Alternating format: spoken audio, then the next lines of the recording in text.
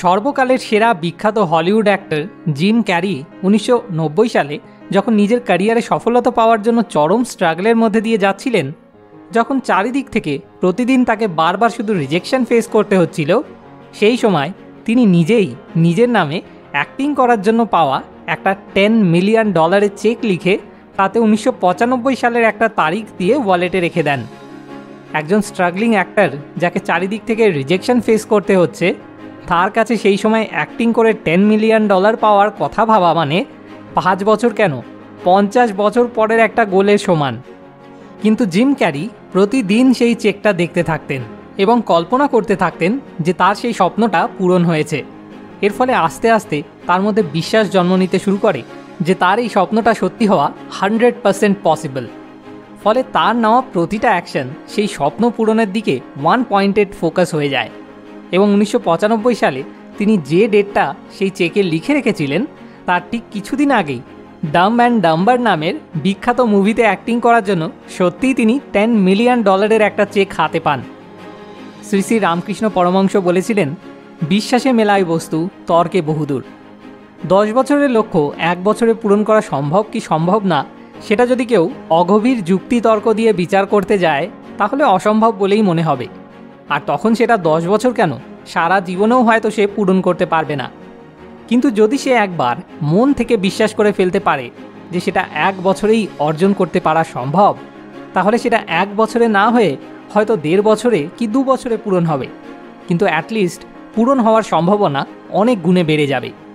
তাই 10 বছরের লক্ষ্য 1 বছরে পূরণ করতে পারার জন্য সবার প্রথম এবং সবথেকে গুরুত্বপূর্ণ স্টেপটা হলো step number 1, believe it is possible. 2004 সালে শুধুমাত্র হার্ভার্ড ইউনিভার্সিটির স্টুডেন্টদের জন্য একটা নেটওয়ার্কিং প্ল্যাটফর্ম থেকে শুরু করে 2006 সালে জেনারেল পাবলিকের জন্য ফেসবুকের দরজা খুলে দেওয়া এবং 2012 সালে ফেসবুকের আইপিও লঞ্চ করার মধ্যে দিয়ে মাত্র 8 বছর সময়ে একজন সাধারণ স্টুডেন্ট থেকে কোটিপতি এন্টারপ্রেনারে পরিণত হতে পারা মার্ক জুকারবার্গের এই সাফল্যের পিছনে অন্যতম বড় হাত ছিল তার মেন্টর সিন পার্কারের, যিনি ন্যাপস্টার নামের একটা ফাইল শেয়ারিং প্ল্যাটফর্মের ফাউন্ডার ছিলেন।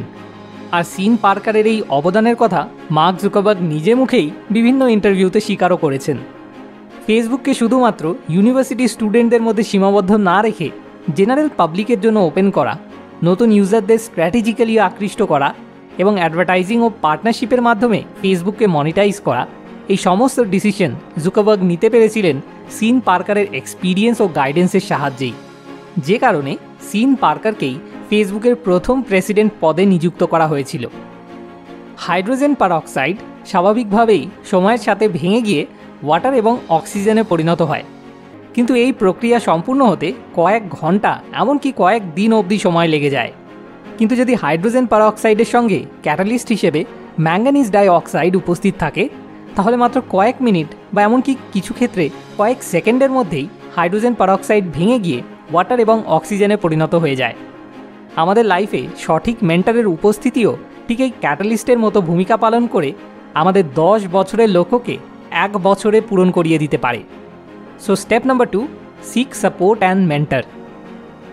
2000 সালে সিডনিতে অনুষ্ঠিত সামার অলিম্পিক্সে 15 বছর বয়সী মাইকেল ফেলপস যখন অংশগ্রহণ করেন, তখন সেই কম্পিটিশনে তিনি একটাও মেডেল জিততে পারেন না। হতাশায় ভেঙে পড়ার বদলে তিনি তার লাইফ থেকে সমস্ত রকম ডিস্ট্র্যাকশনকে এলিমিনেট করে দিয়ে সুইমিং প্র্যাকটিসকে নিজের লাইফে হাইয়েস্ট প্রায়োরিটিতে নিয়ে আসেন এবং সপ্তাহে প্রায় 6 থেকে 7 দিন গড়ে 4 থেকে 6 ঘন্টা করে সুইমিং প্র্যাকটিসে দিতে শুরু করেন। ফলাফল, মাত্র 4 বছর পর 2004 সালে এথেন্সে অনুষ্ঠিত সামার অলিম্পিক্সে তিনি 6খানা গোল্ড মেডেল এবং 2টো ব্রোঞ্জ মেডেল জিতে ইতিহাসের অন্যতম শ্রেষ্ঠ সুইমারের খেতাব নিজের নামে করে ফেলেন। এরপর 2008 সালের বেজিং অলিম্পিক্সে 8খানা গোল্ড মেডেল জিতে তিনি মার্ক স্পিটসের 40 বছরের পুরনো ওয়ার্ল্ড রেকর্ডকে ভেঙে ফেলেন। আমরা যদি আমাদের ডেইলি লাইফ থেকে সমস্ত রকম ডিস্ট্র্যাকশনসগুলোকে এলিমিনেট করে ঠিক মাইকেল ফেলপসের মতো নিজের কোনো লক্ষ্যকে হাইয়েস্ট প্রায়োরিটিতে রাখি, তাহলে আমরাও এরকমই অভাবনীয় কিছু হাসিল করতে পারবো। So step number 3, eliminate ডিস্ট্র্যাকশনস and prioritise. মনে করুন একজন বাঙালি কোরিয়ান সিরিজ দেখার প্রেমে পড়ে গেল। এবার যেহেতু বেশিরভাগ কোরিয়ান সিরিজ শুধুমাত্র কোরিয়ান ভাষাতে অ্যাভেলেবেল, তাই সে ঠিক করলো যে সে কোরিয়ান ভাষা শিখবে। তাহলে সেটা শিখতে তার মোটামুটি কতদিন সময় লাগবে? কেউ কেউ হয়তো বলবে কোরিয়ান ভাষা বাংলা ভাষা থেকে এতটাই আলাদা যে তার হয়তো 10 বছর সময় লেগে যাবে। আপনি জানলে অবাক হবেন, ক্যাটো লম্ব নামের একজন বিখ্যাত হাঙ্গেরিয়ান পলিগ্লট অর্থাৎ বহু ভাষাবিদ ছিলেন, যিনি 16টা ল্যাঙ্গুয়েজে পারদর্শী ছিলেন। একটা নতুন ল্যাঙ্গুয়েজ শিখতে তার গড়ে মাত্র 3 মাস সময় লাগত। তার লেখা বিভিন্ন বইতে তিনি এই দ্রুত শিখতে পারার সিক্রেট হিসেবে সবথেকে ইম্পর্টেন্ট যে স্কিলটার কথা বারবার বলেছেন সেটা হলো প্রতিদিন অল্প হলেও কমিটেড হয়ে প্রগ্রেস করতে থাকা।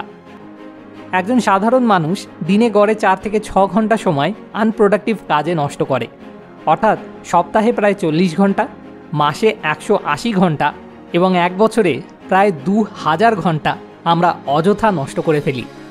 ভাবুন, এই 2000 ঘন্টা সময়টা যদি আমরা নষ্ট করার বদলে কোনো একটা নির্দিষ্ট লক্ষ্য পূরণ করার পিছনে কাজে লাগাতে শুরু করি, তাহলেই কিন্তু বেশিরভাগ লক্ষ্যই আমরা 1 বছরেই পূরণ করে ফেলতে পারবো।